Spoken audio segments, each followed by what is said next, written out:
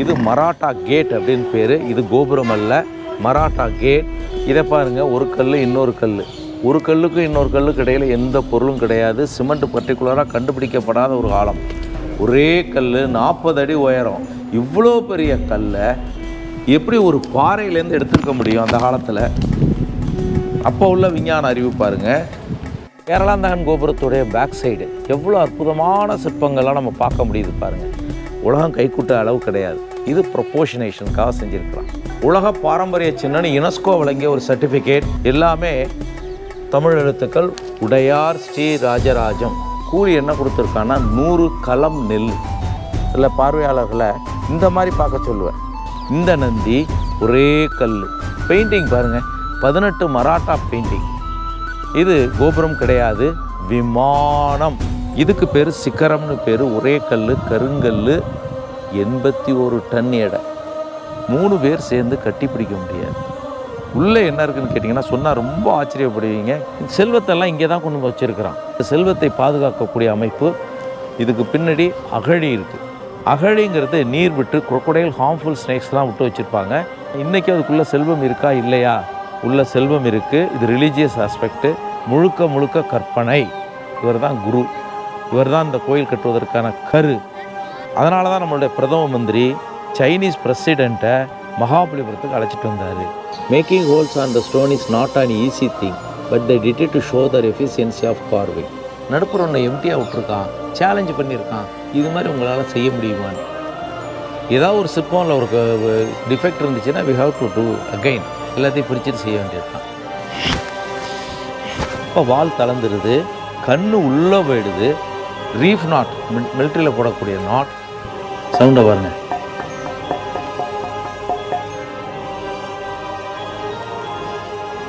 ஆணவம் மாயை கண்மம்.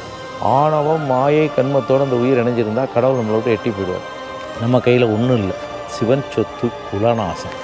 மனம் கொள்ளத்தக்க காந்தலூர் சாலை களமறுத்தருளிய வேங்கை நாடும்.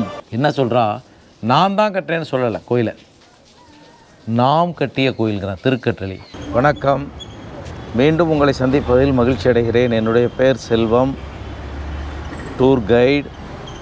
தஞ்சை பெரிய கோயிலை பற்றி உங்களுக்கு விளக்கமாக சொல்ல இருக்கிறேன். சரிங்களா? நன்றி. தஞ்சை மிகப்பெரிய ஒரு வரலாற்று சிறப்புமிக்க ஒரு இடம். இதை பற்றி ஒரு சிறு குறிப்பு சொல்கிறேன். இங்கே என்னென்ன பொருட்கள் நமக்கு சிறப்பாக கிடைக்கும் அப்படிங்கிறத பார்ப்போம். முதல்ல தஞ்சாவூருங்கிறது தமிழகத்தினுடைய நெற்களஞ்சியமே இதுதான். தலையாட்டி பொம்மை இங்கே உலக பிரசித்தி பெற்றது. டான்சிங் டால், வீணைகள் பிறந்த இடம் இதுதான். இங்கே சுற்றி செஞ்சிக்கிட்டு இருக்கிறாங்க. தஞ்சாவூர் சிலைகள் செய்கிற இடம் இது. தஞ்சாவூர் பெயிண்டிங் உலக பிரசித்தி பெற்றது. தஞ்சாவூர் கலைத்தட்டு, இதுக்கெல்லாம் பேர் போன ஒரு இடம் தஞ்சாவூர். நல்ல தமிழ் கேட்கணுன்னா இங்கே தான் கேட்க முடியும். வரலாறுன்னு எடுத்துக்கிட்டோம்னா நமக்கு கிடைச்சிருக்கிறதே 6ஆவது நூற்றாண்டு. 6 பல்லவர்கள், 7 முத்துராயர்கள், 8ஆம் நூற்றாண்டு சோழர்கள். 850லேருந்து 1279 கிட்டத்தட்ட 430 இயர்ஸ் பவர்ஃபுல் கிங்டமாக இருந்திருக்கான். இவனுடைய சோழ வம்சத்தை ஆரம்பித்தது யார் பார்த்திங்கன்னா விஜயாலய சோழர். அவனை பின்தொடர்ந்து வந்தது ஆதித்தன், பராந்தகன், கண்டாராதித்தன், அரிஞ்சேயன், சுந்தர சோழன், ஆதித்த கரிகாலன், மதுராந்தக உத்தம சோழன், ராஜராஜன், ராஜேந்திரன். இது சோழ வம்சம். சரி, சோழ வம்சத்தை பின்தொடர்ந்து 13ஆவது நூற்றாண்டு பாண்டியர்கள் வர்றாங்க. 16ஆவது நூற்றாண்டு நாயக்கர்கள் வர்றாங்க. 18 மராட்டா பிரிட்டிஷ்காரன். இவர்களால் ஆளப்பட்டது தான் தஞ்சை மாநகரம். இதுதான் தஞ்சையினுடைய வரலாறு. இந்த கோயிலுக்கு வந்தால் இதுதான் இந்த கோயிலுடைய பேர். தமிழில் பெரிய கோயில், இங்கிலீஷில் பிக் டெம்பிள், சான்ஸ்கிரிட்டில் பிரஹதீஸ்வரர். பிரஹத் அப்படின்னா வெரி பிக்னு அர்த்தம்.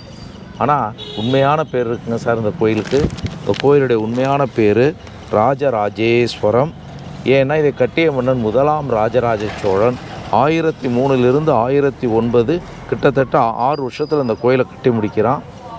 சிவனுக்காக அர்ப்பணிக்கப்பட்ட ஒரு அற்புதமான படைப்பு.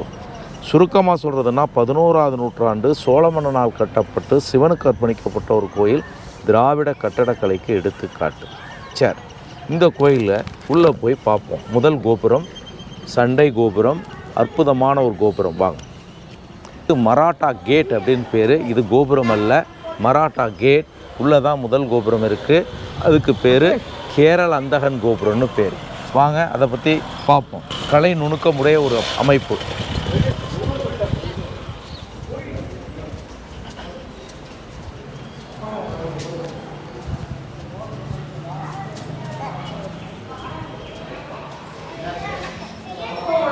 இதுதான் கேரளாந்தகன் கோபுரம்னு பேர். கேரள அந்தகன் ராஜராஜ சோழ மகாராஜ் கேரள மன்னனோட வெற்றி பெற்று அதன் ஞாபகார்த்தமாக கட்டப்பட்ட ஒரு கோபுரம். இதுக்கு பேர் கேரள அந்தகன். இதை பற்றி கொஞ்சம் பின்னோக்கி பார்ப்போம். ஒரு முறை ராஜராஜ சோழன் தூதுவர்களை அனுப்புகிறான் சேர நாட்டுக்கு. சேர மன்னன் பாஸ்கர ரவிவர்மன் என்று சொல்லக்கூடியவன் பிடிச்சி ஜெயிலில் போட்டுறான். தூதுவர்களை ஜெயில் பண்ண முடியாது. ஆனால் சேர மன்னன் பாஸ்கர ரவிவர்மன் சோழனுடைய தூதுவனை சிறைப்படுத்திடுறான்.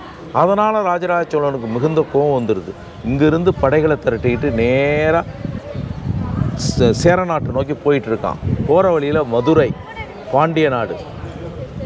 பாண்டிய நாட்டை அப்போ யார் ஆட்சி புரிஞ்சிட்ருக்கான்னா அமரபுஜங்கன்றவன். அமரபுஜங்கன் என்ன சொல்கிறான், நீ இந்த பக்கம் வராத அப்படின்னு சொல்கிறான். உடனே ராஜராஜ சோழனுக்கும் பாண்டிய மன்னனுக்கும் மிகப்பெரிய ஒரு போர் நடக்குது.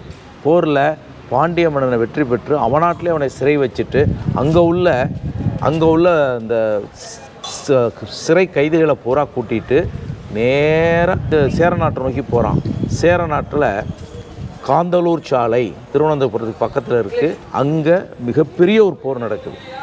போரில் ராஜராஜ சோழனுக்கும் பாண்டிய மன்னன் அமரபுஜங்கனுக்கும் மிகப்பெரிய போர் நடந்து போரில் வெற்றி பெற்று ராஜராஜ சோழனுடைய பையன் தான் தலைமை தாங்கி போகிறான். அவன் நேராக உள்ளே போய் சிறையில் இருந்த தன்னுடைய தூதுவனை தூக்கிட்டு வரான். சிறையை உடைச்சி தூக்கி போட்டுட்டு வந்து ஒரு செய்தி சேர மன்னன்ட்ட சொல்கிறான்.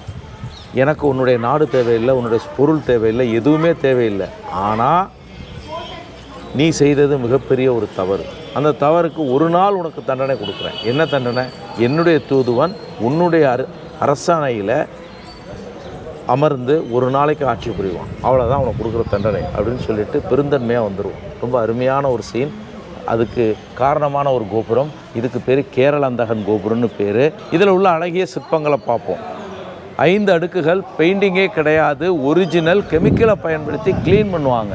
இந்த பாருங்கள், ஃபஸ்ட் ஃப்ளோர் வரைக்கும் பார்த்திங்கன்னா கருங்கல், அதுக்கு மேலே பார்த்திங்கன்னா சுதை, சுண்ணாம்பு, மணல், கடுக்காய், வெல்லம், கருப்பஞ்சாறு, முட்டையினுடைய கரு இதெல்லாம் போட்டு செஞ்சுருக்கிறாங்க. பெயிண்டிங்கே கிடையாது. 5 அடுக்குகள். இதில் உள்ள அழகிய சிற்பங்கள் பாருங்கள். இப்போ பேசுவோம். துவார பாலகர்கள், சிவனும் பார்வதியும் அமர்ந்த காட்சி. பார்வதி டான்ஸ் ஆடக்கூடிய ஒரு காட்சி. ஒரு முறை கைலாயத்தில் என்ன நடக்குது, சிவனுக்கும் பார்வதிக்கும் டான்ஸ் காம்படிஷன் நடக்குது. Very tough, very tough, very tough. Shiva dance ஆடிட்டே இருக்கும்போது அவர் காதில் போட்டிருந்த குண்டலம் அப்படியே கீழே விழுந்துருது. டான்ஸை நிறுத்தாமல் அப்படியே காலாலே எடுத்து அப்படியே காலாலே போட்டுக்கிறார். அதுதான் அந்த போர்ஷன். பார்வதி அந்த மாதிரி காலை மேலே தூக்கி ஆடலை. அதனால் அவங்க முகம் பாருங்கள் உக்கிரமாக இருக்குது. அவர் முகம் பாருங்கள் சந்தோஷமாக இருக்குது. ஒரு சிலையில் ஒரு சிற்பி எப்படி உயிரோட்டத்தை உண்டு பண்ணியிருக்கான் பாருங்கள். இதை பாருங்கள், ஒரு கல் இன்னொரு கல், ஒரு கல்லுக்கும் இன்னொரு கல்லுக்கு இடையில் எந்த பொருளும் கிடையாது. சிமெண்ட் பர்டிகுலராக கண்டுபிடிக்கப்படாத ஒரு காலம். பாருங்கள், ப்ரொஜெக்ஷன் இருக்குது. இந்த ப்ரொஜெக்ஷன் தான் இது. இப்போ ஃபேட் ஆகிடுச்சு. ப்ரொஜெக்ஷன் ஹோல்ஸ் உள்ளே இருக்கும். ரெண்டையும் லாக் பண்ணி இவ்வளோ பெரிய செஞ்சுருக்குறாங்க. இந்த கல் எங்கேருந்து கிடச்சிது அப்படின்னு பார்த்தீங்கன்னா 60 கிலோமீட்டருக்கு அந்தாண்ட புதுக்கோட்டையிலேருந்து கொண்டு வந்து செஞ்சுருக்குறாங்க. உருளக்கூடிய கட்டையை வச்சு அதுக்கு மேலே கல்லை வச்சு விலங்குகளை பயன்படுத்தி கொஞ்சம் கொஞ்சமாக இழுத்து கொண்டு வந்து இங்கே வைக்கிறாங்க. இந்த கோயில் கட்டுவதற்கு 1000 யானைகளையும் 5000 குதிரைகளையும் 1,30,000 டன்ஸ் ஆஃப் கருங்கற்களையும் 1,00,000க்கும் குறையாத கேப்டிவ் சிறை கைதிகளையும் பயன்படுத்தி தான் இந்த கோயிலை கட்டியிருக்கிறாங்க. ஒரே கல் 40 அடி உயரம். அந்த பக்கமும் இருக்குது பாருங்கள், 2 பக்கமும் ஒரே கல் 40 அடி உயரம். இவ்வளோ பெரிய கல்லை எப்படி ஒரு பாறையிலேருந்து எடுத்துருக்க முடியும் அந்த காலத்தில்? அப்போ உள்ள விஞ்ஞான அறிவு பாருங்கள். ஒரு பெரிய பாறை, நார்த்தான் மலை, இங்கேருந்து 60 கிலோமீட்டருக்கு அந்த நார்த்தான் மலை இருக்குது. அதுக்கு பாருங்கள், இது ஒரு பாறை. இதில் உளியை பயன்படுத்தி ஓட்டையை போடுறாங்க. தெரியுதா? மரக்குச்சிகள் உள்ளே அடிக்கிறாங்க, டெய்லி தண்ணி விட்டுகிட்டே இருக்கிறாங்க. இந்த மரக்குச்சிகள் தண்ணியை குடிச்சிட்டு உப்பு ஆரம்பிக்கும், உப்பும் போது பாறை வெடிச்சு போயிடும். இதுக்கு பேர் ராக் பிரேக்கிங் டெக்னிக்னு பேர். இது மாடல், இது ஒரிஜினல். இன்றைக்கி நீங்கள் சென்னைக்கு போனீங்கன்னா மகாபலிபுரம்னு ஒரு இடம் இருக்குது. அங்கே இந்த மாதிரி சில கல் ஹோல்ஸோடு கிடக்கும். இந்த பர்பஸ்க்காக தான். ரொம்ப அற்புதமான ஒரு படைப்பு. வாங்க, இதில் பாருங்களேன் என்ன செஞ்சுருக்கான்ட்டு. இது ஒரு பெரிய கல், இதுலேருந்து இது வரைக்கும். இது ஒரு சின்ன கல், பெரிய கல், சின்ன கல். ஏன் இந்த மாதிரி அன்ஈவன் ஸ்டோன்ஸை பயன்படுத்தியிருக்கான்னா ஸ்டெபிலிட்டிக்காக பயன்படுத்தியிருக்கிறான். இது கேரளாந்தகன் கோபுரத்துடைய பேக் சைடு, பின்பக்கம். இப்போ இதில் உள்ள அழகிய சிற்பங்களை இப்போ நம்ம பார்க்க போகிறோம். ரொம்ப அற்புதமான சிற்பங்கள், எல்லாமே சிவபுராண கதைகள். கேரளாந்தகன் கோபுரத்துடைய பேக் சைடு எவ்வளோ அற்புதமான சிற்பங்கள்லாம் நம்ம பார்க்க முடியுது பாருங்கள். நடுப்புற ஒரு மரம் இருக்குது, மரத்துக்கு மேலே ஒரு சிறுவன் இருக்கான். அவன் வேறு யாரும் கிடையாது, கிருஷ்ணன். இது கிருஷ்ணலீலாலேருந்து வரக்கூடிய கதை. கோபியர்கள் வஸ்திராபகரணம்னு சொல்லக்கூடியது. சரி, 2வது ஃப்ளோருக்கு போவோம். 2 பக்கமும் பாருங்கள் நரசிம்மன், உக்ர நரசிம்மன் இருக்கார் பாருங்கள். 3rd ஃப்ளோரில் பாருங்கள் வராக அவதார் இருக்கார் பாருங்கள், பன்றி ஃபேஸ். அதுக்கு மேலே பாருங்கள் கிருஷ்ணன் வந்து கோவர்த்தனகிரியை தூக்கக்கூடிய ஒரு காட்சி. அதுக்கு மேலே பாருங்கள் 5th நந்தி மேலே சிவன் அமர்ந்த காட்சி. அதுக்கு பேர் ரிஷப வாகனம். பேரலல் சைடு பாருங்கள் விஷ்ணு இருக்கிறார். ராஜராஜ சோழன் வந்து சிவனுடைய தீவிர பக்தராக இருந்தாலும் பிரம்மா, விஷ்ணு, ஜெயினிசம், புத்திசம் ரொம்ப ஜெனரஸாக இருந்திருக்கிறார் அப்படிங்கிறது இல்லை நமக்கு தெரியுது. இதில் ஒரு சிற்பம் இங்கே இருக்குது. இந்த 2 துவாரபாலருக்கு நடுப்புற இருக்குது. நிறைய தலைகள் இருக்குது, நிறைய கைகள் இருக்குது. உடனே பார்த்துட்டு 4 தலை இருக்குது, இது பிரம்மா அப்படின்னு சொல்லிடுவாங்க. அப்படியெல்லாம் நம்ம அடையாளப்படுத்த முடியாது. எந்த ஒரு உருவத்தையும் கையில் இருக்கக்கூடிய ஹேண்ட் ஆப்ஜெக்டை வச்சு தான் செய்ய முடியும். இதில் ஒரு தலைக்கு மேலே இன்னொரு தலை இருந்தால் அது 5வது தலை, பஞ்சமுகம். ராஜராஜ சோழன் வந்து சிவனுக்கு பஞ்சமுகம் கொடுத்து பார்த்தது இந்த கோயிலில் தான். இதை எப்படி சிவன்னு சொல்கிறீங்கன்னா, லெஃப்ட் ஹேண்டில் திரிசூலம் இருக்குது பாருங்கள். லெஃப்ட் ஹேண்டில் அந்த சிற்பத்துக்கு, அந்த உருவத்துக்கு சூலம் இருக்குது. சூலம் இருந்தால் அது சிவன், பஞ்சமுக சிவன். ராஜராஜ சோழன் பஞ்சமுகம் கொடுத்து பார்த்தது இந்த கோயிலில் தான். ரொம்ப அற்புதமான சிற்பங்கள். துவாரபாலர்கள் மூக்குமுடியெல்லாம் பாருங்கள் எவ்வளோ அற்புதமாக செஞ்சுருக்கிறாங்கன்ட்டு. 2வது கோபுரத்தை பார்க்க போகிறோம். இதுக்கு பேர் ராஜராஜன் கோபுரம்னு பேர், அவர் பேரே கொடுத்துட்றாங்க. 1st ஃப்ளோர் வரைக்கும் பார்த்திங்கன்னா கருங்கல். அதுக்கு மேலே பார்த்திங்கன்னா சுதைங்கிறத சொல்லிட்டேன் ஏற்கனவே. வாயிற் காப்போன், கோயிற் காப்போன் 2 பேர் நம்மளை வரவேற்கிறாங்க பாருங்கள். வாயிற் காப்போன், கோயிற் காப்போன், இவங்களுக்கு பேர் துவாரபாலகர்கள் அப்படின்னு சொல்கிறோம். துவாரபாலகர்கள். ஒன்று ஒரே கல், கருங்கல், 18 அடி உயரம். ஏன் ஒவ்வொரு கேட்லேயும் துவாரபாலகர்கள் இருக்காங்கன்னா, நாம் அவங்கள்ட்ட அனுமதி வாங்கிட்டு தான் உள்ளே போகணும். பாருங்கள், மிரட்டக்கூடிய பல் இருக்குது, அது கெட்டவைகளை விடுவாது. உங்களை மாதிரி நல்லவர்களை மட்டும்தான் உள்ளே அனுமதிக்கும். இப்போ வாங்க, அவருடைய முகத்தை பாருங்கள் எவ்வளோ அற்புதமாக இருக்குது. அவர் கண்ணு பாருங்கள் முழுசாக முழிக்கலை, அப்படியே லேசாக பார்க்குறாரு. உள்ளே போகிறது யார், உள்ளே போகாமல் நிற்கிறது இங்கே யார் அப்படின்னு பார்த்துட்ருக்கிறாரு. அவர் போட்டிருக்க ஆர்னமெண்ட்ஸ் எப்படி இருக்குது பாருங்கள். காலில் போட்டிருக்க ஆர்னமெண்ட்ஸ் பாருங்கள். ட்ரெஸ் எப்படி இருக்குது பாருங்கள். இதில் ஒரு செய்தியை நமக்கு சொல்கிறார். என்ன செய்திங்கிறத சொல்கிறேன் பாருங்கள். இது தமிழ்நாடு பாடப்புத்தகத்தில் கூட பிள்ளைங்களுக்கு வச்சுருக்கிறாங்க. இந்த துவாரபாலருடைய காலு கீழே பாருங்கள் ஒரு யானையை பாதி முழுங்கியிருக்கு, பின்னாடி இருக்க பாம்பு. இந்த பாம்பை மிதிச்சிருக்கிறது துவாரபாலகர். இதிலேருந்து என்ன செய்தி நமக்கு கிடைக்குதுன்னா, யானை என்ன சொல்லுதுன்னா, உலகத்திலே மிகப்பெரிய விலங்கு நான் தான், என்னை விட பெரிய விலங்கு உலகத்தில் யாருமே கிடையாது அப்படின்னு சொல்லிக்கிட்டே இருக்கும் பொழுது அதை ஒரு பாம்பு பிடிக்குது. பாம்பு பாதி பிடிச்சி முழுங்கின பிறகு பாம்பு வயிற்றில் பாதி போன யானை என்ன சொல்லுதுன்னா, என்னையே முழுங்கக்கூடிய ஒரு சக்தி இந்த பூமியில் இருக்குது, நான் பெரியவன் கிடையாது அப்படின்னு இப்போது அந்த யானை சொல்லுது. சரி, பாம்பு என்ன பண்ணுதுன்னா யானையை முழுங்கிட்டு தானே சொல்லுது, யானையே முழுங்கிட்டேன், என்னைய விட உலகத்தில் பெரிய ஆள் கிடையாதுன்னு சொல்லுது. அப்போ தான் அந்த யானை மீது துவாரபாலகர் காலை வச்சு நசுக்கிறார். நசுக்கும் பொழுது யானை துடிச்சிக்கிட்டே சொல்லுது, நானும் பெரியவன் கிடையாது, என்னையே நசுக்கி கொல்லக்கூடிய ஒரு சக்தி இந்த பிரபஞ்சத்தில் இருக்குதுன்னு சொல்லுது. அதை தான் சொல்கிறார் அவர். ஆமாம், எல்லாவற்றுக்கும் மேலே ஒரு சக்தி இருக்குது, அதுதான் இறைவன் அப்படின்னு காமிக்கிறாரு. இப்போ இதுலேருந்து நமக்கு என்ன தெரியுதுன்னா, யானை பெருசு கிடையாது, யானையை முழுங்குற பாம்பு பெருசு கிடையாது, பாம்பை மிதிச்சிருக்கிற துவாரபாலகர் பெருசு கிடையாது, எல்லாவற்றுக்கும் மேலே இருக்கக்கூடிய இறைவன் தான் பெரியவர் அப்படிங்கிற செய்தி இதுலேருந்து கிடைக்கிது. இந்த பக்கம் என்ன ஒரு குறுக்கடையில் ஒன்று இருக்கேன்னு கேட்பீங்க. இந்த குறுக்கடையில் பாருங்களேன், இதில் ஒரு 1.5 அடிக்குள்ளே தான் இருக்கும். ஆனால் உண்மையான குறுக்கடையில் உயரம் பார்த்திங்கன்னா கிட்டத்தட்ட 8லேருந்து 10 அடி இருக்குதுன்னு வச்சுக்கோங்க. அந்த 10 அடி உயரமுடைய அந்த குறுக்கடையில் போய் அந்த இடத்துல வைங்க. அதுக்கு ப்ரொப்போர்ஷனேட்டாக இந்த துவாரபாலகருக்கு உருவம் கொடுங்க. இப்போ இந்த துவாரபாலகர் எவ்வளோ பெருசு இருப்பார். கேட்டில் இருக்கக்கூடிய ஒரு கேட் கீப்பரே இவ்வளோ சக்தியாகவும் இவ்வளோ வலிமையாக இருந்தால் உள்ளே இருக்கக்கூடிய இறை சக்தி எவ்வளோ இருக்கும். அதை ப்ரொப்போர்ஷனேட்டாக பார்க்குறதுக்காகத்தான் இது மாதிரி செஞ்சுருக்கிறான். நாம் என்ன பண்ணுறோம், ஒரு கைக்குட்டையிலே உலகத்தையே வரைஞ்சிடுறோம். ஆனால் உலகம் கைக்குட்டை அளவு கிடையாது. இது ப்ரொப்போர்ஷனேஷனுக்காக செஞ்சுருக்கிறான். இந்த பக்கத்தில் பாருங்கள், சிவபெருமானுடைய திருமண காட்சி இருக்குது பாருங்கள், ரொம்ப அற்புதமாக இருக்குது. கீழே இருக்கவங்கெல்லாம் பூதகணங்கள், மேலே இருக்கவங்கெல்லாம் விண்ணுலகத்தோர். இது மார்க்கண்டேயோட கதை. இந்த புறம் உள்ளதை பார்ப்போம் வாங்க.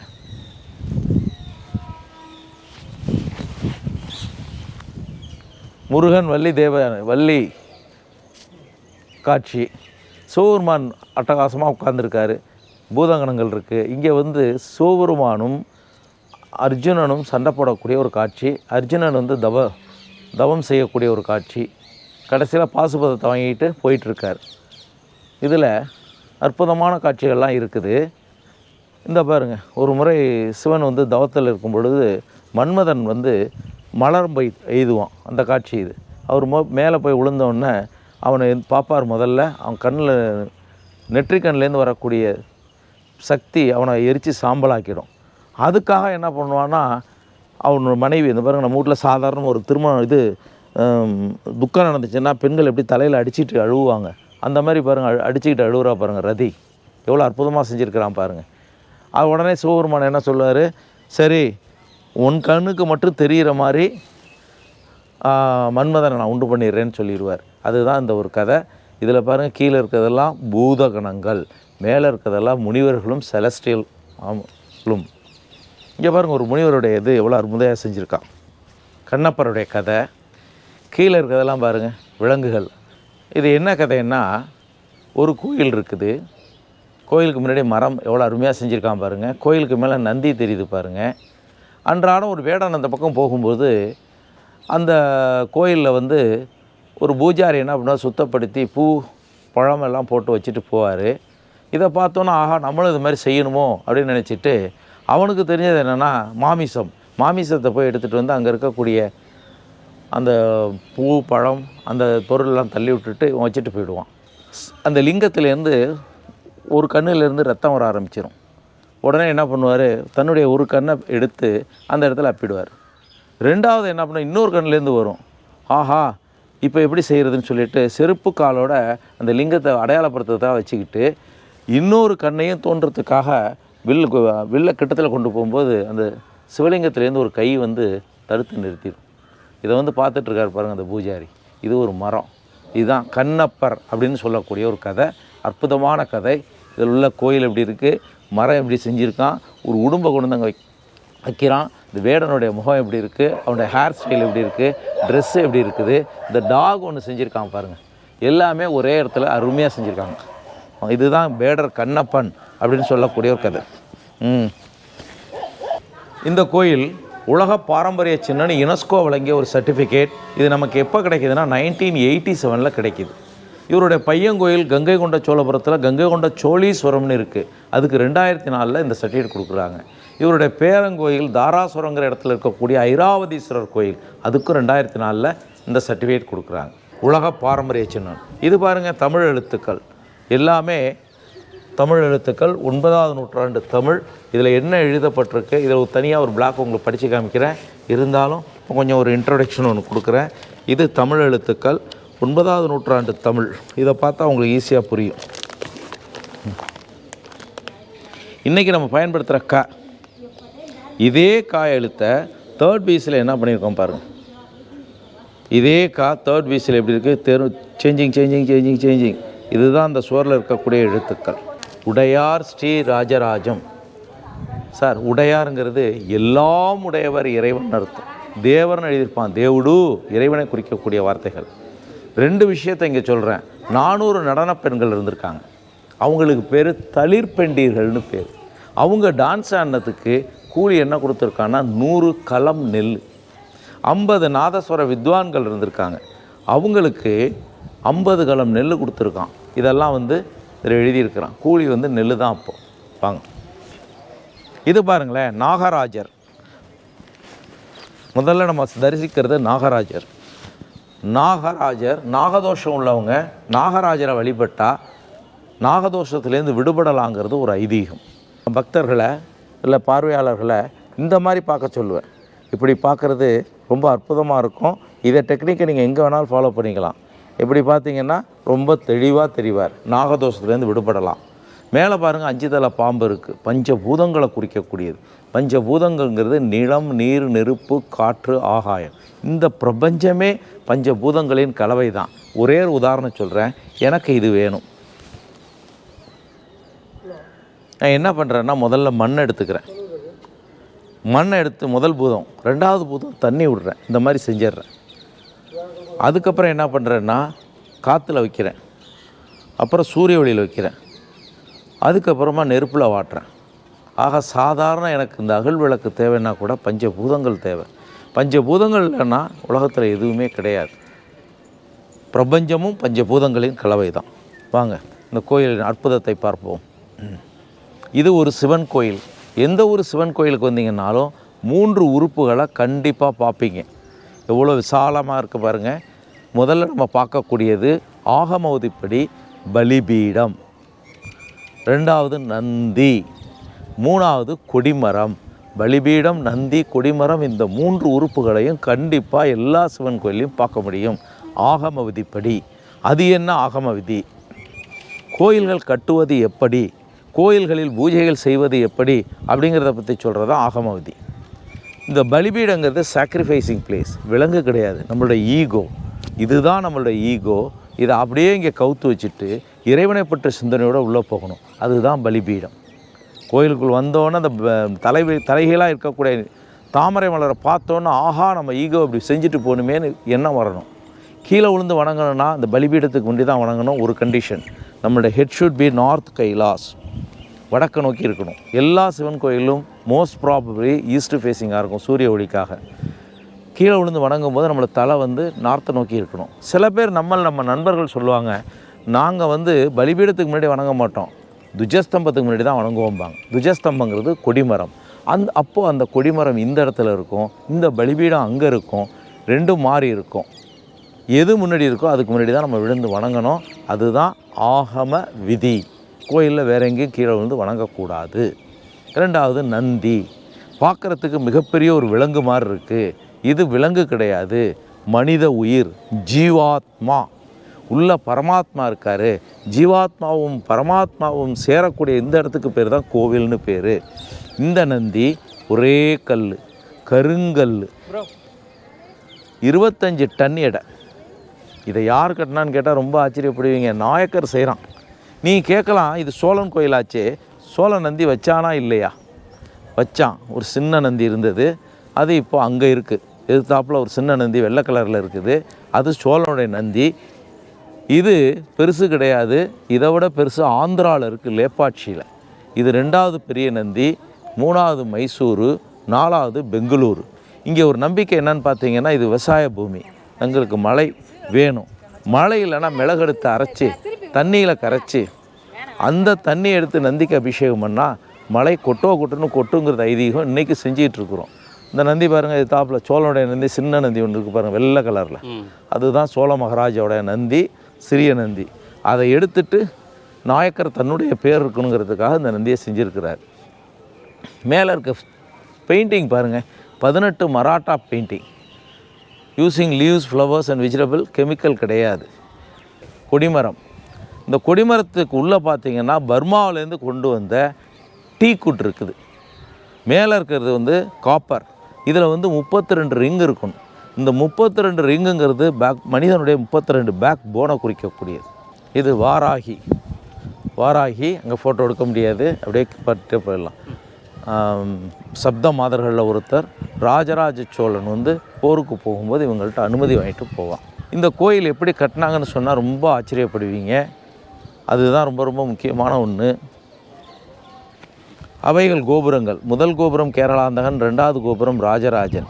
கோபுரங்கிறது உள்ளே அலைஞ்சு வெளியில் வரலாம், வெளியிலேருந்து உள்ளே போகலாம். அது மட்டும் அல்ல, உள்ள இறைவன் இருக்காருன்னு அறிவிக்கக்கூடிய அறிவிப்பாளர்கள் இந்த கோபுரங்கள். தொலை தூரத்தில் இருக்கீங்க, ஒரு 5 கிலோமீட்டருக்கு அந்தாண்ட இருக்கீங்க, இந்து மத கோபுரங்களை பார்க்குறீங்க.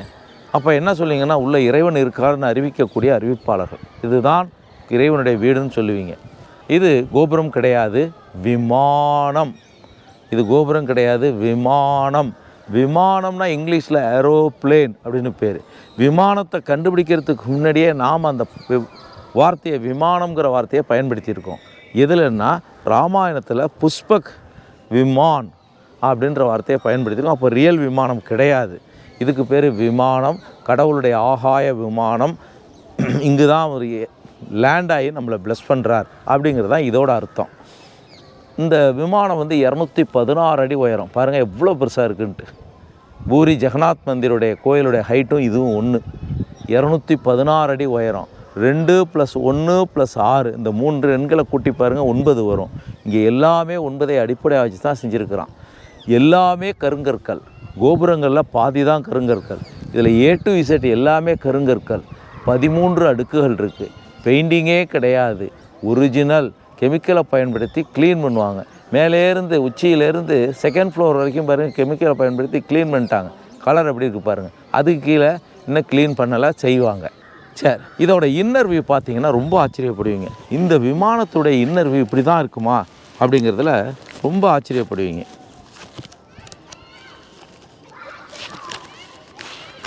இதுதான் இந்த விமானத்துடைய இன்னர் வியூ. 2 வால் சப்போர்ட்டட் 1 லெவல். ஃபவுண்டேஷன் வந்து இதுக்கு 6 அடி தான், வெறும் 6 அடி. உள்ளே பார்த்தீங்கன்னா பெரிய ஒரு ஹாலோ ஸ்பேஸ் இருக்குது, பெரிய லிங்கம் இருக்குது.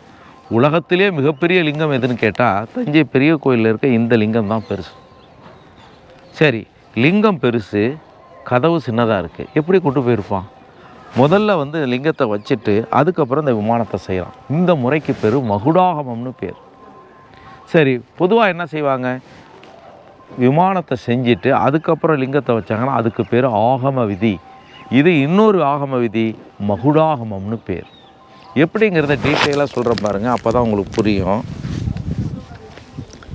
இதுதான் லிங்கம், நல்லா பாருங்கள். தரையில் வச்சாச்சு, சுற்றி கல் போடுறான். பசில் டெக்னிக் ஏற்கனவே காமிச்சிருங்க. பசில் டெக்னிக்னால் என்னன்னு டைட்டாக பேக் பண்ணுறான், மண்ணால் டைட்டாக பேக் பண்ணுறான். இப்போ லிங்கம் நம்ம கண்ணுக்கு தெரியல. உள்ளே மட்டும் கிடையாது, வெளியிலையும் டைட்டாக பேக் பண்ணுறான். இப்போது கல் மேலே இன்னொரு ரோ கல் போடுறான். பசில் டெக்னிக், உள்ளேயும் மண் வெளியிலையும் மண். கல் மேலே இன்னொரு ரோ கல் போடுறான், உள்ளேயும் மண் வெளியிலையும் மண். இப்படியே உயர்ந்துக்கிட்டே போகுது. அதுக்கு ஒரு படம் காமிக்கிற பாருங்கள், உங்களுக்கு ஈஸியாக புரியும். இந்த படம்.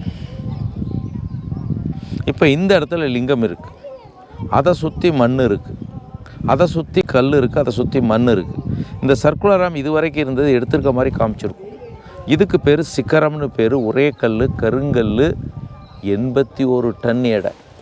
81 டன் எடையில் இந்த கல்லை கொண்டு எப்படி மேலே வச்சுருப்பான்? 1012 வருடம் ஆகுது. இன்ஜினியர் கிடையாது, மிஷினரி கிடையாது, ரோடு கிடையாது. எப்படிங்கிறத பார்த்தா ரொம்ப ஆச்சரியப்படுவீங்க. இதை பாருங்க, இது ஹிஸ்ட்ரி சேனலில் வந்தது. இது நாங்கள் வரைஞ்சது. 7 கிலோமீட்டருக்கு மண் சாரம். உருளக்கூடிய கட்டையை வச்சு அதுக்கு மேலே கல்லை வச்சு விலங்குகளை பயன்படுத்தி கொஞ்சம் கொஞ்சமாக இழுத்து கொண்டு இங்கே வைக்கிறோம். இந்த கல்லை நல்லா உத்து பாருங்கள், இது பிளைன் ஸ்டோன். இதை கொண்டு இங்கே வச்ச பிறகு தான் சிற்பமாக மாறும். என்ன அற்புதம் பாருங்கள். மண் எடுக்கிறான், அதுலேன்ட்டு சிற்பம் செய்கிறான். மண் எடுக்கிறான், அதுலேன்ட்டு சிற்பம் செய்கிறான். மண் எடுக்கிறான், அதுலேன்ட்டு சிற்பம் செய்கிறான். மண்ணெல்லாம் எடுத்து முடிக்கிறான், சிற்பமும் செஞ்சு முடித்தார். சரி, உள்ளே இருக்க மண்ணை என்ன பண்ணான்னா 4 மேசிவ் டோர் இருக்குது. 4 பக்கமும் பெரிய பெரிய கதவுகள் இருக்குது. அது வழியாக உள்ளே இருக்கக்கூடிய மண்ணையும் எடுத்தார். இப்போ உள்ள ஹால் ஆகிடு. சரி, இப்போது இந்த சிகரத்தை பாருங்கள், உத்து பாருங்கள். இதுக்கான டெக்னாலஜி அவனுக்கு எங்கேருந்து கிடைச்சிது? 5000 வருஷத்துக்கு முன்னாடி கட்டப்பட்ட எஜிப்து பிரமிடுகள். அதன் மூலமாக தான் அவனுக்கு இந்த டெக்னாலஜி கிடைச்சிருக்குது. ஏன்னா வியாபார லிங்க் வச்சுருந்தார். சரி, இந்த சிகரத்துக்கு மேலே இருக்குது பாருங்கள். இது இந்த சிகரத்தை வந்து சிகரத்துக்கு மேலே இருக்கிறது வந்து கலசம்னு பேர். 12 அடி உயரம். அவ்வளோ பெரிய கலசம். 12 அடியா அப்படின்னு கேட்பீங்க. இப்போ உங்களுக்கு புரியும் பாருங்கள். 12 அடி உயரம். கும்பாபிஷேகப்போ க்ளோஸ்அப்பில் எடுத்தது. 3 பேர் சேர்ந்து கட்டி பிடிக்க முடியாது. உள்ளே என்ன இருக்குதுன்னு கேட்டிங்கன்னா சொன்னால் ரொம்ப ஆச்சரியப்படுவீங்க. கேழ்வரகு இருக்குது 10 மூட்டை. 10 மூட்டைக்கு குறையாத கேழ்வரகு இருக்குது. ஏன்? நம்மளுடைய முன்னோர்கள் நமக்கு எல்லாமே ஃப்யூச்சரை பிளான் பண்ணி தான் செஞ்சுட்டு போகிறோம். இது ஒரு விவசாய பூமி. 3லிருந்து 6 மாதம் தொடர் மழை இருக்கும். மழையில் பார்த்திங்கன்னா பூமியெல்லாம் நீர் நிரம்பி பூமியில் இருக்கக்கூடிய விதைகள்லாம் அழுகி போயிடும். விதைகள்லாம் அழுகின பிறகு நீர் வற்றிய பிறகு அந்த 10 மூட்டு குறையாமல் மேலே இருக்கக்கூடிய அந்த கேழ்வரகை எடுத்துகிட்டு வந்து விதைப்பாங்க. இப்போ மக்கள் தொகை குறைச்சி 10 மூட்டைங்கிறது ரொம்ப அதிகம். ரைட். அதுக்கு அடுத்தது இந்த விதையினுடைய வாழும் காலம் 12 வருடங்கள்.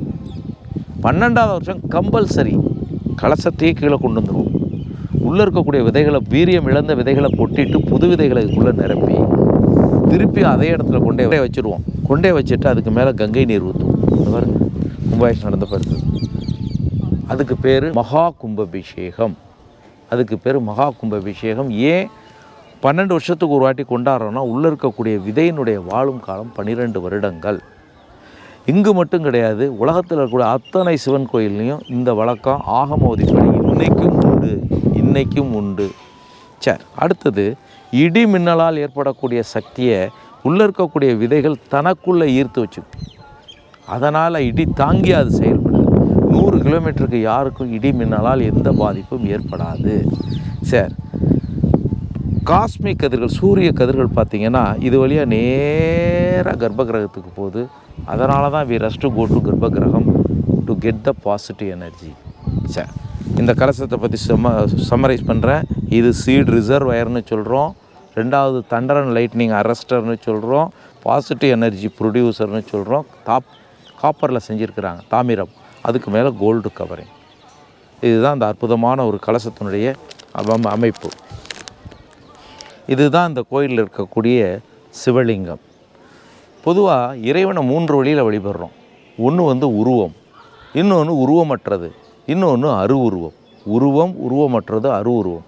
உருவங்கிறது மனுஷன் மாதிரியே கண்ணு காது மூக்கெல்லாம் வச்சு மனுஷன் மாதிரியே ஒரு சிலை செஞ்சு அதை ஒர்ஷிப் பண்ணோம்னா அதுக்கு பேர் உருவ வழிபாடு. உருவமற்றது, அது என்ன உருவமற்றது? கண்ணரண்டை மூடிக்கங்க, நீங்கள் பாட்டு ஒர்ஷிப் பண்ணுங்கள், எதிர்த்தாப்புல ஒன்றுமே இல்லை. அதுதான் உருவமற்றது. அருவுருவம், அது என்ன அருவுருவம்? பாருங்கள், ஒரு அற்புதமான இந்து மதத்தில் உள்ளது பாருங்கள். இதுதான் அருவுருவம். லிங்கம்ங்கிறது இது ஒரு ஆடா மாடா மனுஷனா மரமா எதுவும் கிடையாது. ஒரு உருவம் இருக்குது நமக்கு முன்னாடி, அது என்ன உருவம் நமக்கு தெரியல. இதை லிங்கம்னு சொல்கிறோம். இந்த லிங்கம் ஒரு சான்ஸ்கிரிட் வார்த்தை 2ஆக பிரியும். கம். லிங் அப்படின்னா ஒடுங்குதல், கம் அப்படின்னா உற்பத்தி. அது என்ன ஒடுங்குதல், அது என்ன உற்பத்தி? ஒரு உதாரணம் சொன்னால் உங்களுக்கு ஈஸியாக புரியும். சென்னைக்கு போங்க, அடையார்னு ஒரு இடம் இருக்குது. அங்கே ஒரு ஆலமரம் 1 கிலோமீட்டர் ரேடியஸில் இருக்குது. அந்த ஆலமரத்தினுடைய விதையை பாருங்களேன், குணோன்னு இருக்கும். இவ்வளோ சிறிய விதை அவ்வளோ பெரிய மரத்தை கொடுக்குது. அவ்வளோ பெரிய மரம் இக்குனோடு விதையை கொடுக்குது. அதுதான் இதில் நடக்குது. ஒரு அற்புதம், விஞ்ஞான உண்மை. ஐன்ஸ்டீன் கிரேட்டஸ்ட் சயின்டிஸ்ட் என்ன சொல்கிறாருன்னா, அண்ட சராசரங்கள் பிண்டத்தில் ஒடுங்கும், பிண்டம் அண்டமாகும், அண்டம் பிண்டமாகும். அதான் சார் இங்கே நடக்குது. இதே தான் பிக் பேங் தியரின்னு சொல்கிறான். In a single point expanding it will become a single point. இது ஒரு விஞ்ஞான உண்மை. இதுக்கு வேறு மாதிரியான இன்டர்பிரிட்டேஷன்லாம் இருக்குது. இது உண்மை. இந்த லிங்கம் 13 அடி உயரமுடையது. வடநாட்டில் மத்திய பிரதேசத்தில் நர்மதை ஆறு ஓடுது. அந்த ஆற்றங்கரையிலேருந்து இந்த கல்லை கொண்டு வந்து செஞ்சுருக்கான். இந்த லிங்கத்துக்கு மேலே 3 கோடுகள் இருக்குது.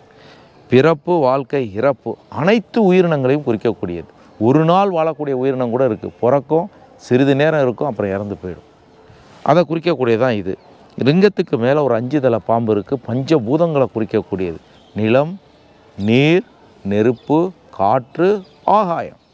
சரி, பஞ்சபூதங்கள் தான் இந்த பிரபஞ்சத்துக்குள்ளே இருக்கக்கூடியது. சரி, லிங்கத்தை வழிபட்டால் என்ன ஆகும்? மங்களம் உண்டாகும், செல்வம் பெருகும். இன்னும் நிறையா சொல்லிகிட்டே போகலாம். பொதுவாக நம்ம பார்க்கக்கூடிய லிங்கம் இப்படி தான் இருக்கும். இந்த பகுதி தெரியாது. பூமிக்கு கீழே இது மாதிரி ஒரு பகுதி இருக்குது.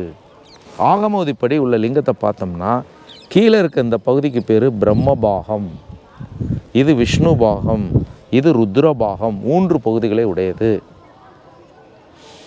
லிங்கத்தை ஒரே கல்லில் செய்யக்கூடாது. இந்த பாருங்கள் சைஸஸ் கொடுத்துருக்காங்க. இது ஸ்கொயராக இருக்கணும், இது ஆக்டகனாக இருக்கணும், இது சிலிண்ட்ரிக்கலாக இருக்கணும்.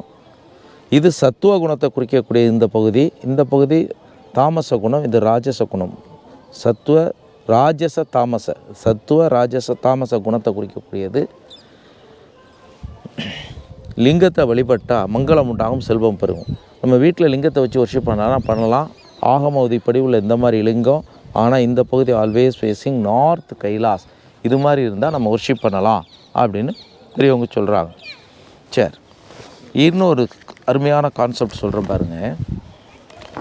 மனுஷன்தான் கோயில், கோயில் தான் மனுஷன். ஒரு அற்புதமான கான்செப்ட். மனிதனுக்கு மூளை எங்கே இருக்கோ அங்கே தான் கர்ப்ப கிரகம் இருக்குது. நெக்கு எங்கே இருக்கோ அதான் அர்த்த மண்டபம், கீழே இறங்குறது சாமி கும்பிட்டு. நெஞ்சுங்கிறது மகா மண்டபம், ப்ரேயர் ஹால். வயிறுங்கிறது துடிச்சிக்கிட்டே இருக்கும், இதான் நாட்டிய மண்டபம், இங்கே தான் டான்ஸ் பண்ணணும். ஹியூமன் ஆர்கன் பாருங்கள், ஃப்ளாக் போஸ்ட், கொடிமரம். கால்கள் பாருங்கள், கோபுரங்கள். இங்கே மனித உயிர் ஜீவாத்மா இருக்குது, இங்கே இறைவன் இருக்கார், பரமாத்மா. மனுஷன் கோயில், கோயில் மனுஷன். திரும்ப இதுக்கே வர்றேன். இந்த நெஞ்சுங்கிறது இந்த பகுதி, மார்புங்கிற பகுதியில் தான் மகா மண்டபம் இருக்குது. இங்கே தான் நம்ம பிரணவ மந்திரத்தை சொல்லணும். அது என்ன பிரணவ மந்திரம் அப்படிங்கிறத சொல்கிறோம் பாருங்கள். ஆ ஊ இம், இதுதான் அந்த பிரணவ மந்திரம்.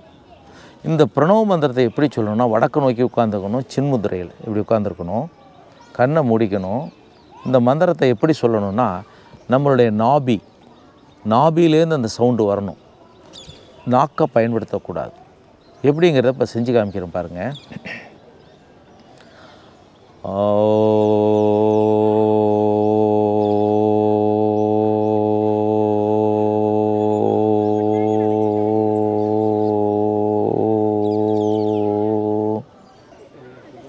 இதுதான் இந்த பிரணவ மந்திரம். ஓம்னு ஆரம்பிக்காதீங்க, ஆ ஊ இம் அப்படின்ற சொல்லணும். இதுதான் பிரணவ மந்திரம்னு சொல்லக்கூடியது. இதை லிங்கத்துக்கு முன்னாடியோ அல்லது பூஜையிலையோ நீங்கள் சொல்லும் பொழுது உங்களுக்கு ஒரு வைப்ரேஷன் உங்கள் உடம்புல உண்டாகும். ரெண்டாவது, எனக்கு ரொம்ப மென்டல் டென்ஷனாக இருக்குது, தனியாக போயிடுங்க, நார்த்து நோக்கி உட்காந்து இந்த மந்திரங்களை சொல்லி பாருங்கள். அதுலேருந்து ஈஸியாக நீங்கள் தெளிவடைஞ்சிட முடியும். இந்த கோயிலுக்கு கீழே இதுலேருந்து ஆரம்பித்து அது வரைக்கும் பார்த்திங்கன்னா ஒரு அண்டர் கிரவுண்ட் ஹால் இருக்குது. அதில் செல்வம் இருக்குது. ஏன்? கோவில் என்பது அந்த காலத்தில் கருவூலம், ட்ரெஷர், பேங்க், லாக்கர் எல்லாமே அதுதான். செல்வத்தெல்லாம் இங்கே தான் கொண்டு வந்து வச்சுருக்கிறான். செல்வத்தை கொண்டு வந்து இங்கே வச்சான்னா அது நமக்கு சொந்தமானது. இதே செல்வத்தை கொண்டே அரண்மனையில் வச்சான்னா அவனுக்கு சொந்தமானது, யார் வேணால் லூட் பண்ணிட்டு போகலாம்.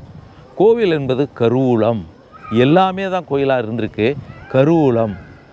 இந்த கருவூலத்தை பாதுகாக்கக்கூடிய அமைப்பு, இந்த அமைப்புக்கு பேர் திருச்சுற்று மாளிகைன்னு பேர். பார்க்குறதுக்கு ஒரு கோட்டை கொத்தளை மாதிரி இருக்குது. இது ஏன் கோட்டை கொத்தளை மாதிரி இருக்குன்னா, உள்ள செல்வம் இருக்குது. அந்த செல்வத்தை பாதுகாக்கக்கூடிய அமைப்பு. இதுக்கு பின்னாடி அகழி இருக்குது. அகழிங்கிறது நீர் விட்டு குரோக்கடைல், ஹார்ம்ஃபுல் ஸ்னேக்ஸ்லாம் விட்டு வச்சுருப்பாங்க. யாரும் உள்ளே ஈஸியாக வந்துட முடியாது. நீங்கள் கேட்கலாம், இன்றைக்கி அதுக்குள்ளே செல்வம் இருக்கா இல்லையா அப்படின்ட்டு. பார்க்க முடியுமா, பார்க்க முடியாதான்னு. பார்க்க முடியாது. உள்ள செல்வம் இருக்குது. இது ரிலீஜியஸ் ஆஸ்பெக்ட்டு. ரெண்டாவது, இதில் செல்வம் இல்லாமலும் இருக்கிறதுக்கு வாய்ப்பு இருக்குது. 14ஆவது நூற்றாண்டு மாலிக் கபூர் இங்கே வர்றான், நிறைய லூட் பண்ணிட்டு இருக்கான். அதனால் உள்ள செல்வம் இருக்குன்னு நம்ம உறுதியாக சொல்ல முடியாது. இதில் உள்ள அழகிய சிற்பங்களை பார்ப்போம். கணேஷ், விஷ்ணு, 2 துவாரபாலகர். ஒவ்வொரு கேட்லேயும் துவாரபாலகர் இருப்பாங்க.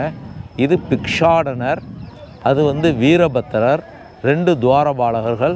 ஃபஸ்ட் ஃப்ளோரில் எல்லாமே பாருங்களேன், திரிபுராந்தகர்.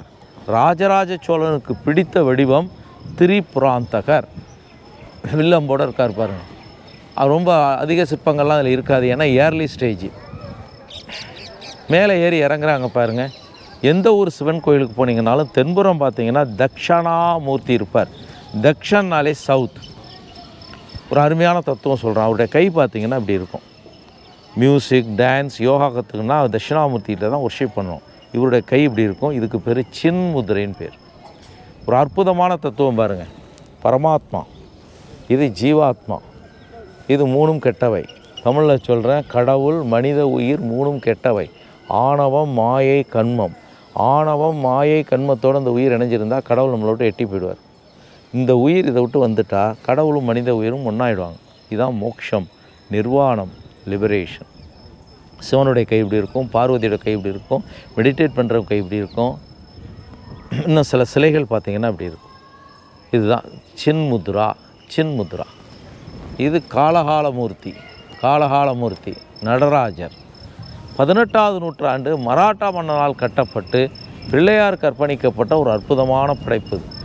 பிள்ளையார் கோயில் later edition, not by Chola.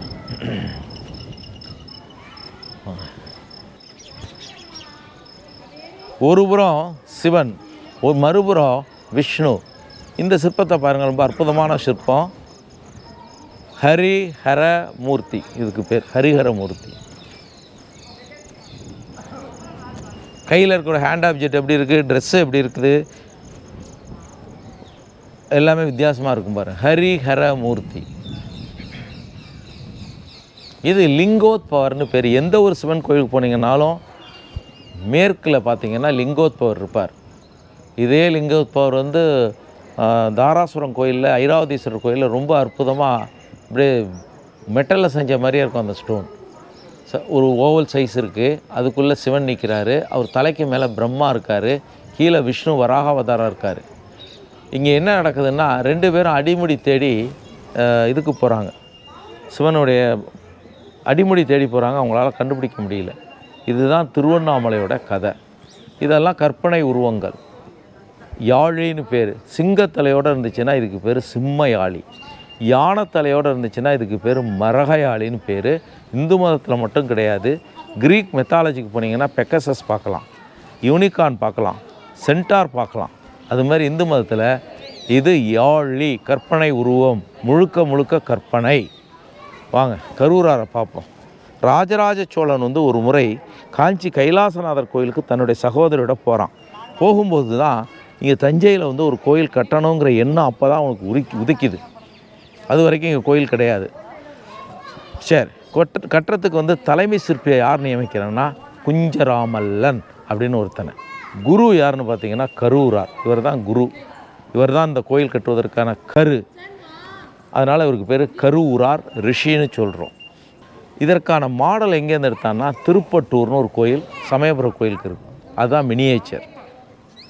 ஆக திருப்பட்டூர் மினியேச்சரை வச்சுக்கிட்டு, குரு இவரை வச்சுக்கிட்டு, குஞ்சராமல்லன் சொல்லக்கூடிய அந்த சிற்பியை வச்சுக்கிட்டு கோயிலை கட்டி முடிக்கிறான்.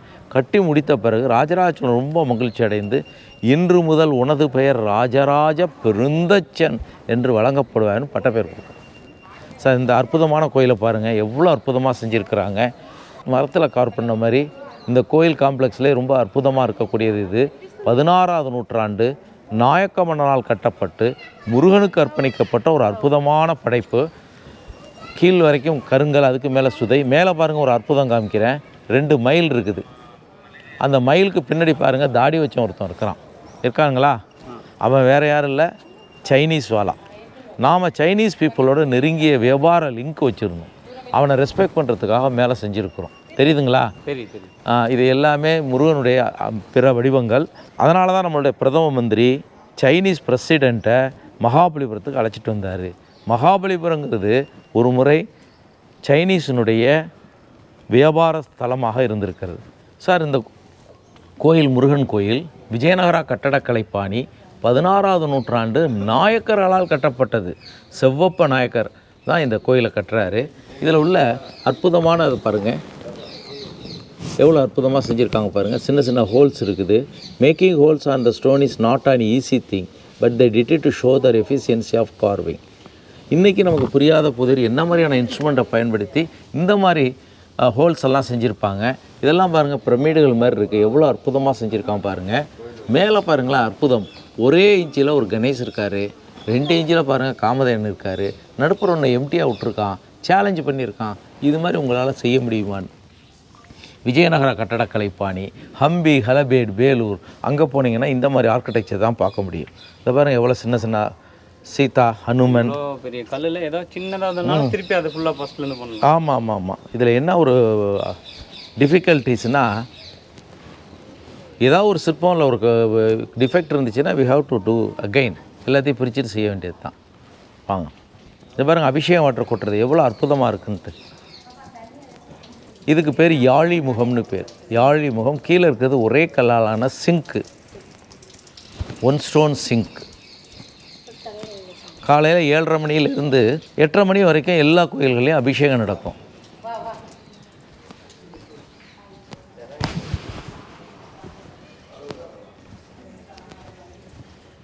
மகிஷாசுரமர்தினி, மகிடானாலே எருமை, ஒரு அரக்கன் எருமை வடிவத்தில் வர்றான். அவனோட போராடுறாங்க, சண்டை போட்டு அவனை வெற்றி பெற்று அவனை தலையை வெட்டி அதுக்கு மேலே ஏறி நிற்கிறாங்க. இதுக்கு மகிஷாசுரமர்தினின்னு பேர். ஒரு பாடல் ஒன்று இருக்குது. ஐகிரி நந்தினி நந்தித மேதினி விஸ்வ வினோதினி நந்தனுதே ಗಿರಿವರವಿಂದ ಸಿರೋದಿನಿ ವಾಸಿನಿ ವಿಷ್ಣು ವಿಲಾಸಿನಿ ಜಸ್ನುನುದೆ ಭಗವದಿ ಹೇಸಿದಿ ಕಂಡ ಕುಡುಂಬಿನಿ ಭೂರಿ ಕುದೆ ಜಯ ಜಯ ಹೇ ಮಹಿಷಾಸ್ವರ ಮರ್ದಿನಿ ரம்யக பர்த்தினி சைலசுதே. இந்த கோயிலே ஒரு ரதம் மாதிரி இருக்குது. யானைகளும் குதிரைகளும் பூட்டி இழுத்து செல்லக்கூடிய ஒரு ரதம். அந்த தேரை இழுத்துட்டு போகக்கூடிய கடும் கோவமுடைய ஒரு யானை, போர்க்கள யானையுடைய எக்ஸ்பிரஷன் எப்படி காமிக்கிறான் பாருங்கள். இது கோவமாக இருக்குங்கிறத விட்டு வால் உயர்ந்துருக்கு, கண்ணு பிதுங்கி இருக்குது.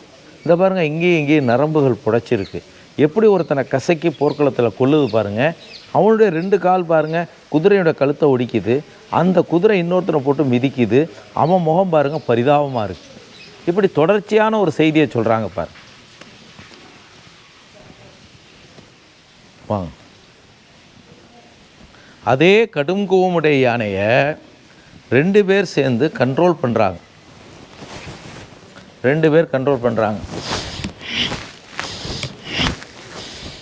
இப்போ வால் தளர்ந்துருது, கண்ணு உள்ளே போயிடுது, காதுகளில் நரம்பு இல்லை, கிட்டத்தட்ட பொழைச்சி போகிறான்னு விட்டுடுது. லாஃபிங் எலிஃபென்ட். இது பாருங்கள், கேலப்பிங் ஹார்ஸ். ஒரு குதிரை வந்து கேலப்பிங்கில் இருக்கும்போது பாருங்கள் எப்படி இருக்குன்ட்டு. மவுத்து ஓப்பனாக இருக்குது, டங்க் எப்படி இருக்குது பாருங்கள், எவ்வளோ அற்புதமான ஒரு நாக்கு. வேகமாக சுவாசிக்கிறதோட நாஸ்ட்ரில்ஸ் எவ்வளோ பெருசாக இருக்குது பாருங்கள். இதை பூட்டி இருக்கக்கூடிய அந்த வளையம் உண்மையான வளையம் போல் இருக்குது, உண்மையான முடிச்சு போல் இருக்குது. ரீஃப் நாட், மிலிட்ரியில் போடக்கூடிய நாட் எவ்வளோ அற்புதமாக செஞ்சுருக்கான் பாருங்கள். இதை தொட்டு பார்த்தா தான் நமக்கு அதோட அருமையே தெரியும். இதுக்கு மேலே ஒரு டெக்கரேட்டட் கிளாத்து போட்டிருக்கான் பாருங்கள். டெக்கரேட்டட் கிளாத்து போட்டு எப்படி கவர் பண்ணியிருக்கான்னு பாருங்கள். இதெல்லாம் அந்த ஆஞ்சநேயர் பார்த்துட்ருக்கார் பாருங்கள். இதுதான் அந்த உள்ளே இருக்கக்கூடிய விக்கிரகம். ஆறுமுகம் முருகன். வாங்க,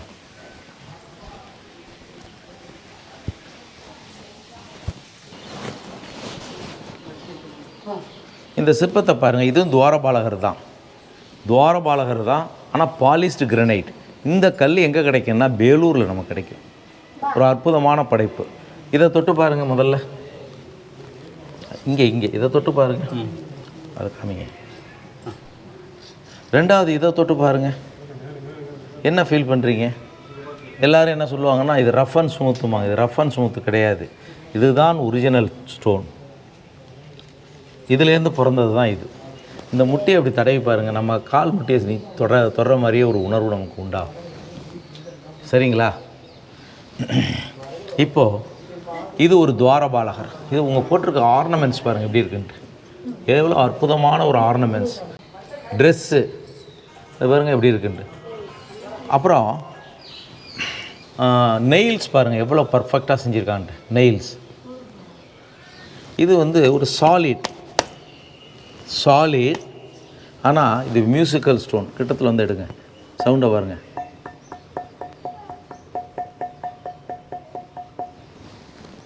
மியூசிக்கல் ஸ்டோன். இது ஒரு நல்ல ஒரு ஸ்டோன்.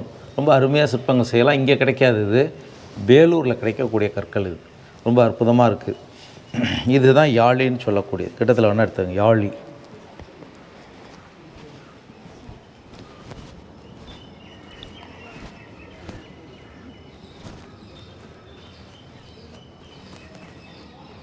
ஒரு பக்கம் பார்த்திங்கன்னா சிவன், இன்னொரு பக்கம் பார்த்திங்கன்னா பார்வதி. இது வந்து அர்த்தநாரீஸ்வரர்னு சொல்லுவாங்க. பொதுவாக ஒரு ஆண் ஒரு பக்கமும் பெண் ஒரு பக்கமும். இதை சைனீஸ் என்ன சொல்லுவான்னா இனியன் அப்படின்ற ஒரு ஃபிலாசபியில் சொல்லுவான். கங்கையை கையில் தூக்கிட்டு இருக்கார் கங்காதரர். 2 துவாரபாலகர்கள். தினமும் 7:30லேருந்து 8:30 மணி வரைக்கும் அபிஷேகம் நடக்கும். அபிஷேகம் வாட்டர் கொட்டுறது கீழே இருக்கிறதுக்கு பேர் பூதகணம், சிவகணம் அப்படின்னு பேர். இங்கே ஒரு அற்புதம் உங்களுக்கு காமிக்கிறேன் பாருங்கள். இந்த மாடத்தை பாருங்கள், சிவன் கையில் கத்தி இருக்குது, ஸ்வாட் தெரியுதா? அதுக்கு மேல் மாடத்துக்கு போங்க, சிவன் கையில் வில்லம்பு இருக்குது. அதுக்கு மேல் மாடத்துக்கு போங்க, ஆசீர்வாதம் பண்ணுற மாதிரி இருக்குது. அதுக்கு ஒரு அடிக்கு மேலே போங்க, பூ போல இருக்கு, நடுப்புற ஒரு தொப்பி போட்டவன் இருக்கான். அவன் வேறு யாரும் இல்லை, Marco Polo, great traveller, visited India 14th century. இது எப்போ கட்டினாங்கன்னா 11th century, அது லேட்டர் எடிஷன். நாம் ஐரோப்பாக்காரர்களோடு நெருங்கிய பிஸ்னஸ் லிங்க் வச்சுருந்தோம். அவனை ரெஸ்பெக்ட் பண்ணுறதுக்காக செஞ்சுருக்கோம். இந்த கோயில் பாருங்கள், எந்த ஒரு சிவன் கோயில் போனீங்கன்னாலும் தென்புறம் தட்சிணாமூர்த்தி இருப்பார், வடபுறம் பார்த்தீங்கன்னா சண்டிகேஸ்வரர் இருப்பார். சண்டிகேஸ்வரர் யாருன்னு கேட்டிங்கன்னா சிவனுடைய கணக்காளர், அக்கௌண்டன்ட். இந்த கோயிலோட வரவு செலவு பூரா எழுதிட்டு இருக்கார். நாம் இப்போ இந்த கோயிலை விட்டு வெளியில் போக போகிறோம். நம்ம கையில் ஒன்றும் இல்லை, சிவன் சொத்து குலநாசம். என்ன பண்ணுற பாருங்க, என் கையில் ஒன்றும் இல்லைன்னு காமிச்சிட்டேன். கிளாப் பண்ணக்கூடாது, சொடுக்கு போடக்கூடாது, தூசி கூட இல்லைன்னு தொடச்சிட்டு வந்துடணும். இதுதான் வழிபாட்டு முறை. இன்றைக்கும் நம்ம அனந்த பத்மநாப சுவாமி கோயில் போனால் எல்லோரும் இப்படி செஞ்சுட்டு வருவாங்க. ஏன்னா தூசி கூட என் காலில் இல்லைன்னு அர்த்தம். வடபுறம் உள்ள என்ட்ரன்ஸு உமா மகேஸ்வரர் 2 பேர் இருக்கிறாங்க, துவார பாலகர்கள், மகிஷாசுர மர்தினி, இது சிவன். எல்லாமே பார்த்திங்கன்னா கற்பனை உருவம், யாழின்னு சொல்லக்கூடியது சிம்ம யாழி. இங்கே ஒரு பிளாக் ஒன் படித்து காமிக்கிறவாங்க.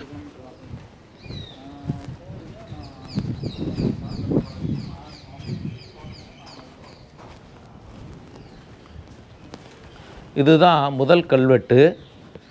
ராஜராஜ சோழன் இருக்கும்போதே செய்யப்பட்டது. ஆரம்பிக்கும் போது பார்த்திங்கன்னா சான்ஸ்கிரிட் வார்த்தையில் ஆரம்பிச்சிருக்கும்.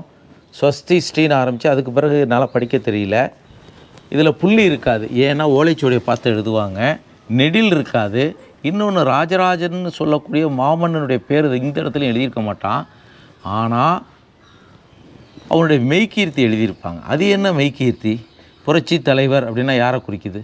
அதுபோல் புரட்சி தலைவர்னா யாரை குறிக்குது? கலைஞர்னால் யாரை குறிக்குது? அதுபோல் இங்கே ராஜராஜ சோழனுடைய மெய்கீர்த்தி திருமகள் போல பெருநிலச் செல்வியும் அப்படின்னு எங்கெங்கெல்லாம் எழுதியிருக்கானோ அது ராஜராஜ சோழனை குறிக்கக்கூடியது. அவனுடைய வெற்றிகளை பற்றி சொல்லியிருக்கிறான். நான் தான் அந்த கோயிலை கட்டணுன்றது சொல்லியிருக்கான். இதான் முதல் கல்வெட்டு, முக்கியமான ஒரு கல்வெட்டு. இந்த இடத்துல பாருங்கள், ஒரு ஐஃபோன் போட்டு பக்கத்தில் திருமகள்னு இருக்குது பாருங்கள், தெரியுதா? புள்ளி இல்லை பாருங்கள், எதுலேயுமே புள்ளி இருக்காது, ஓலைச்சுவடியை பார்த்து எழுதுவோம். திருமகள் போலன்னு எழுதியிருக்காங்க பாருங்கள். திருமகள் போல பெருநிலச் செல்வியும் தமக்கே உரிமை பூ பூண்டமை மனம் கொள்ளத்தக்க காந்தலூர் சாலை களமறுத்தருளிய வேங்கை நாடும் கங்கபாடியும் நுளம்பபாடியும் மலைநாடும், பெரியார் லை போட்டிருக்காங்க பாருங்கள். இது மாதிரி தன்னுடைய வெற்றிகளை பூரா சொல்லிட்டு வரான், எங்கெங்கெல்லாம் வெற்றி பெற்றான்ட்டு. கீழேருந்து 2வது வரியில் ஒரு உடஞ்சிருக்கு பாருங்கள், தெரியுதா? அந்த இடத்துல என்ன வார்த்தை இருக்குன்னா நாம்ங்கிற வார்த்தை இருக்குது. நாம் எடுப்பித்த திருக்கற்றளி, எடுப்பித்த அப்படின்னா கட்டிய திருக்கற்றளி ஸ்ரீ ராஜராஜ உடையார்க்கு, உடையார்னா இந்த இறைவன், அக்கன் கொடுத்தனவும், அக்கா கொடுத்தது, மற்றும் பெண்டுகள் கொடுத்தனவும், நம்ம வீட்டு பெண்கள் கொடுத்தது, மற்றும் கொடுப்பார் கொடுத்தனவும். என்ன சொல்கிறா? நான் தான் கட்டுறேன்னு சொல்லலை கோயிலை, நாம் கட்டிய கோயில்ங்கிறான் திருக்கற்றளி. எதை வச்சு கட்டினோம்? நம்ம வீட்டு பெண்கள் கொடுத்தது, அக்கா கொடுத்தது, யாரெல்லாம் என்னென்ன கொடுத்தாங்களோ எல்லாத்தையும் வச்சு தான் இந்த கோயிலை கட்டியிருக்கோன்னு ரொம்ப ஒரு தாராள மனப்பான்மையோடு இதை எழுதியிருக்கிறான். ஆனால் அது பர்டிகுலராக உடைச்சிருக்காங்க நாம்ங்கிற வார்த்தையை. இந்த ஒரு இடத்துல தான் ராஜராஜ சோழன் தான் அந்த கோயிலை கட்டினான்ற முடிவுக்கு நம்மளால் வர முடியும். இதில் இந்த கல்வெட்டை பொறுத்த வரைக்கும் முதல் வரி அங்கே ஆரம்பிக்கும், கடைசி வரி இங்கே முடியும், 2வது வரி அங்கே ஆரம்பிக்கும், இங்கே முடியும். இப்படி தான் எழுதியிருக்கிறான்.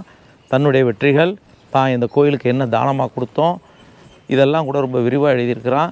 கல்வெட்டை முதல்ல ரொம்ப ஆவணப்படுத்தியது ராஜராஜ சோழன் தான். இந்த கோயிலில் எங்கே திரும்பினாலும் நிறைய கல்வெட்டுகள் நம்மளுக்கு பார்க்க முடியும். இப்போது இது சைடில் பார்த்திங்கன்னா காலபைரவர் இருக்கார். காலபைரவரும் சிவன் தான்.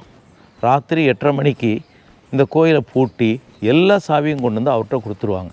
அவர் தான் சேத்திர பாலகர்னு சொல்லக்கூடியது.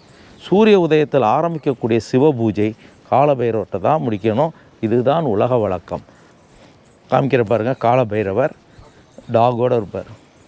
இந்த பில்லருக்கு பக்கத்தில் இருக்கு பாருங்கள், இதுதான் காலபைரவர். சிவன்றது யார்? சிவந்தவன். உலகத்தில் சிவந்தது என்ன? சூரியன். சூரிய வழிபாட்டை தான் நம்ம சிவ வழிபாடாக இன்றைக்கி நம்ம செஞ்சிகிட்ருக்குறோம். இப்போ நம்ம போய் பார்க்க போகிறது பார்வதி கோயில். 13ஆம் நூற்றாண்டு சுந்தரபாண்டியனால் கட்டப்பட்டு பார்வதிக்கு அர்ப்பணிக்கப்பட்ட ஒரு அற்புதமான படைப்பு. பேர் வந்து பெரிய நாயகி அம்மன். தமிழில், சான்ஸ்கிரிட்டில் பிரஹன் நாயகி அப்படின்னு பேர். பிரஹன் நாயகி ஒரு அற்புதமான படைப்பு. பாண்டியனுடைய கைவண்ணம் இருக்குங்க. 13 சுந்தரபாண்டியனால் கட்டப்பட்டது. இதுக்கெல்லாம் பேர் கொடுங்கைன்னு பேர். கேரளாவில் வந்து உட்டில் செஞ்சுருப்பாங்க பார்வதி கோயில். இது துவாரபாலகிகள் அப்படின்னு சொல்கிறோம். உமன் கார்டியன் துவாரபாலகிகள். இப்போ ஸ்க்ரீன் போட்டிருக்காங்க, பார்க்க முடியாது. இது மகா சிவராத்திரிக்கான ஒரு கதை. அது ரெண்டும் காஞ்சி காமாட்சி ஏகாம்பரேஸ்வருடைய கோயில் கதை. இது பக்த மார்கனுடைய கதை. மேலே இருக்க பெயிண்டிங் பாருங்கள், 18ஆம் நூற்றாண்டு மராட்டா பெயிண்டிங். தேவி மகாத்மியம் அப்படின்னு சொல்லக்கூடிய கதை இதில் இருக்குது. தேவி மகாத்மியம், பாண்டியன்.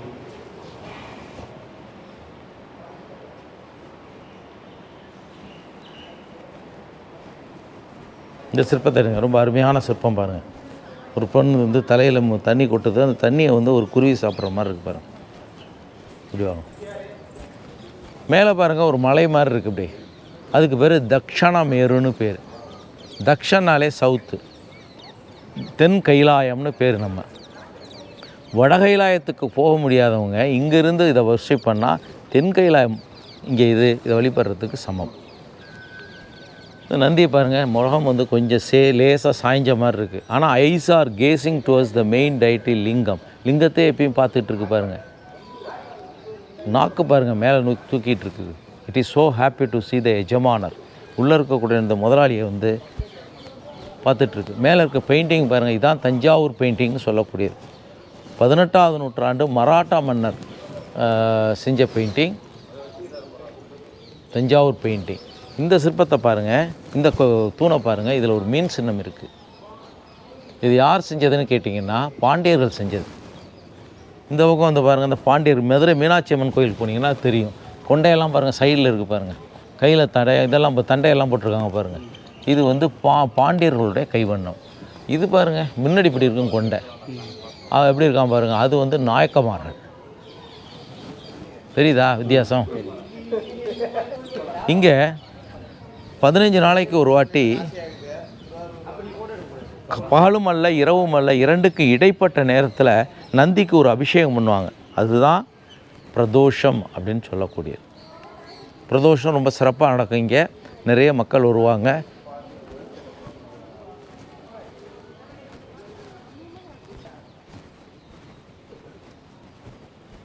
நல்ல விசாலமாக இருக்குது. நிறைய பேர் வர்றாங்க இங்கே. நம்ம நாட்டு மக்கள் மட்டும் கிடையாது, வெளிநாட்டு மக்கள்லாம் வர்றாங்க. இது ஒரு சமுதாய கூடம்னே சொல்லலாம். அந்த காலத்தில் கோயில் என்பது எல்லாமாவும் இருந்திருக்கு. இது நடராஜருக்கான ஒரு சன்னதி. நடராஜர். வணக்கம் நண்பர்களே. இது தஞ்சை பெரிய கோயில். நம்முடைய முன்னோர்கள் வாழ்ந்த ஒரு வாழ்க்கை முறையை இங்கே வந்தால் நீங்கள் தெரிஞ்சிக்க முடியும். 1012 வருஷத்துக்கு முன்னாடி நாம் பிறந்திருந்தோம்னா இந்த கோயிலுக்குள்ளே வரும்போது அந்த உணர்வு நமக்கு ஏற்படும்.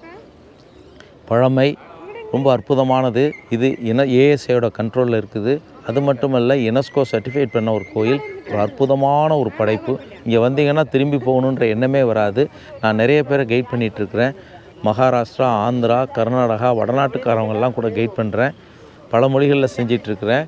வந்தவங்க வந்து திரும்பி போகும்போது கனத்த இதயத்தோடு தான் போவாங்க. இந்த இடத்த விட்டு எப்படி போகிறது அப்படின்னு சொல்லுவாங்க. இன்னும் என்ன சொல்கிறாங்கன்னா, நீங்கள் கொடுத்து வச்சவங்க எப்பயுமே இங்கே இருக்கிறீங்க அப்படின்றாங்க. அதுதான் உண்மை.